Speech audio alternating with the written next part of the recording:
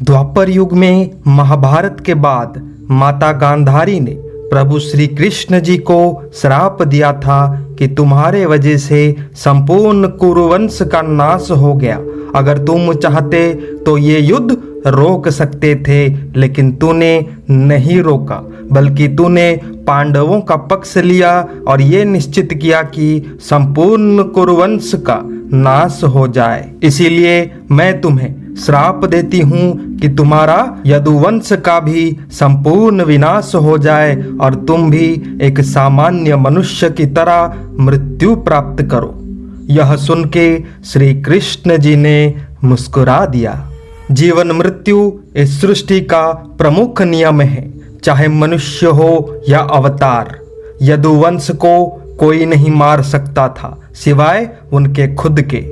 कुछ सालों बाद कुछ महान ऋषिगण द्वारिका पहुंचते हैं। उनको देखकर श्री कृष्ण जी का पुत्र सांबा और कुछ यादवगण एक मजाक करने का विचार करते हैं। सांबा नारी के वेश में गर्भवती बनकर उन्हीं ऋषियों के पास जाकर पूछता है कि बताओ ऋषिगण, मुझे पुत्र होगा या पुत्री। ऋषियों को पता चल जाता है कि ये नारी नहीं बल्कि एक पुरुष है और ये सारे हमारा मजाक उड़ाने के उद्देश्य से आए हैं। फल स्वरूप ऋषि गुस्से में सांबा को श्राप देते हैं कि तुम एक लोहे के पिंड को जन्म दोगे और वही लोहे के पिंड के वजह से तुम और तुम्हारा संपूर्ण यदुवंश का नाश हो जाएगा, समाप्त हो जाएगा।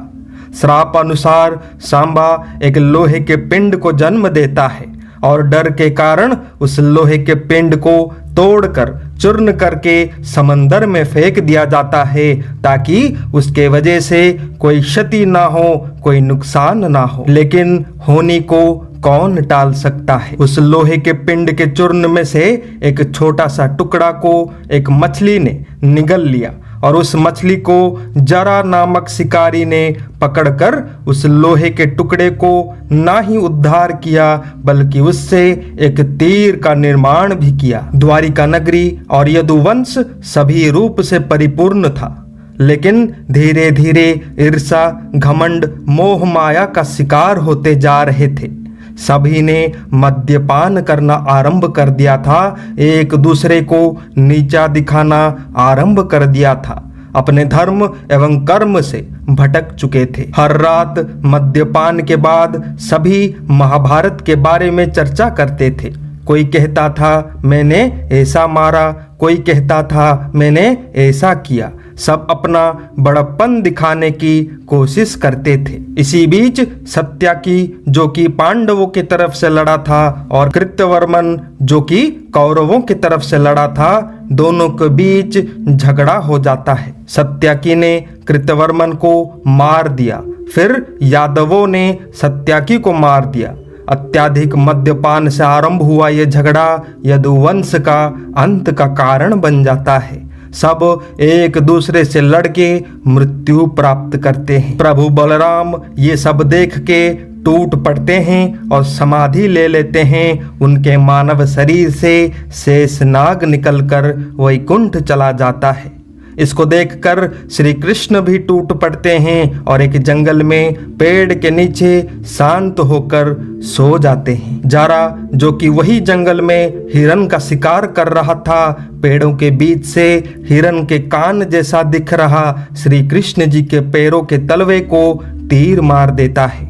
वही तीर जो सांबा के पेट से निकला हुआ लोहे के पिंड के अंश से बना था। तीर लगने के कारण श्री कृष्ण अत्याधिक दर्द से देह त्याग कर देते हैं।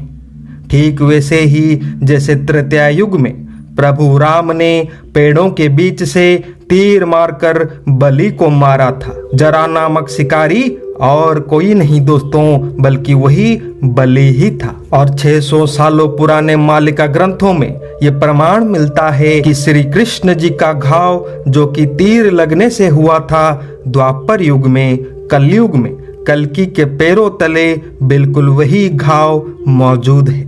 आप खुद विचार कीजिए दोस्तों, तीनों युगों का संबंध यानी त्रेता, द्वापर और कली कैसे एक दूसरे से जुड़ा है। श्री कृष्ण जी के देह त्याग के बाद संपूर्ण द्वारिका नगरी समुद्र में डूब जाता है। इससे ये प्रमाणित होता है कि पिछले जन्मों के कर्म का अगले जन्म में फल अवश्य मिलता है।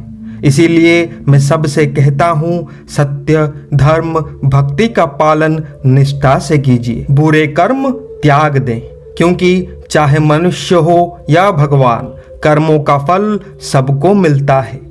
अगर श्री कृष्ण चाहते तो सृष्टि के नियमों के विपरीत भी जा सकते थे, लेकिन उन्होंने निष्ठा से नियमों का पालन किया था।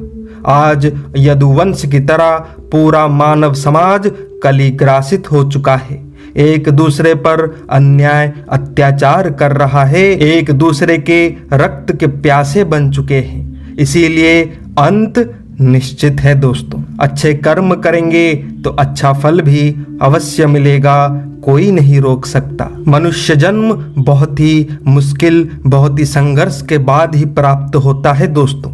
इस मनुष्य जीवन को ऐसे ही बर्बाद ना करें। इस मनुष्य जीवन को सार्थक बनाना है, मुक्ति प्राप्त करनी है। बुरे कर्म करने से कोई फायदा नहीं मिलता।